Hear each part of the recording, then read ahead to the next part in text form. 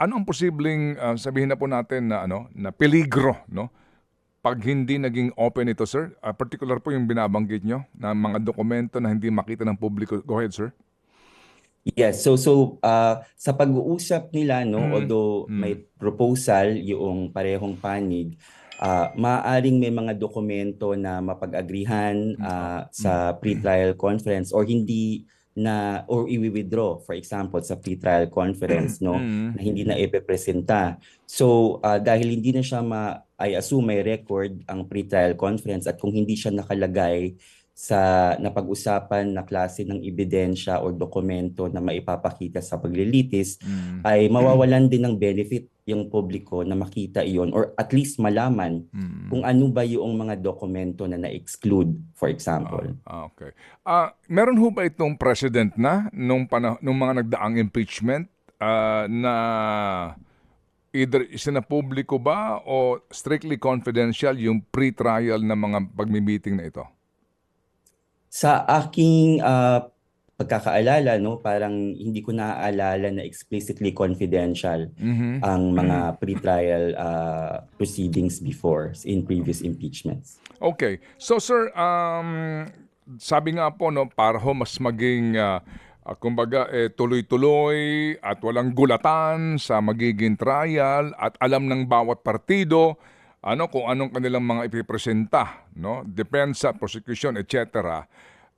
Kapag ho ba ganyan na nailatag ang lahat ng binabanggit po ng mga dokumento, mga testigo, listahan ng testigo, pati po ang lahat ng mga facts, etc., hindi na maaari ang sino mang panig magharap ng dagdag na testigo, magharap ng dagdag na mga dokumento during the trial? Sa aking pananaw ay pwede pa rin, no? Pwede pa rin. Okay. Bukod pa riyan kasi sa pre-trial briefs nila, Manong Ted, no, ina-assume natin kasi hindi natin nakikita lahat ng nakapaloob sa pre-trial brief nila. Meron silang mga reserbasyon, no, na if any document or witness will become relevant or may madiscover in the process, pwede pa rin dapat. And I think a prudent prosecution or defense should do that. Pero in the end, ang pagsasali ng isang dokumento or testigo ay nasa kapangyarihan naman ng senator judges, no? So kung merong manghingi ng permiso na magpresenta pa ng panibagong ebidensya ay sa tingin ko wala namang sinasabi yung konstitusyon na bawal iyan. So dapat maaari pa rin nilang pagdesisyonan na i-allow. Sige po. Yun ho bang pagpapasubpina sa mga dokumentong kailangan ng prosecution halimbawa? Ngayon pa lang ba sasabihin na yan ng mga prosecutors yung halimbawa yung actual bank records ng mag-asawa o ni VP Sara, yung pong pagsubpina sa mga titulo ng mga properties umano. Ngayon pa lang ba dapat sinasabi mo na yan o doon na lang sa trial imumusyon o hihingiin na prosecution? Dapat as early as now, after siguro ng pre-trial conference, once ma-settle nila kung ano nga yung list of documents, no? Kasi kailangan pa yan i-prepare.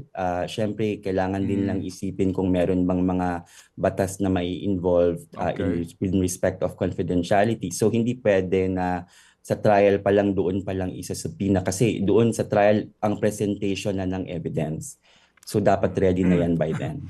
Mga kapatid, patuloy po kayong tumutok sa 105.9 True FM para sa totoong balita, impormasyon, music and entertainment. Mag-subscribe sa aming YouTube channel at podcast at sundan nyo kami sa Facebook, Instagram, X at TikTok sa True Network PH. Bisitahin din po ang aming official website, truefm.ph.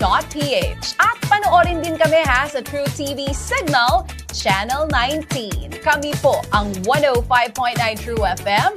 Laging true sa'yo, kapatid.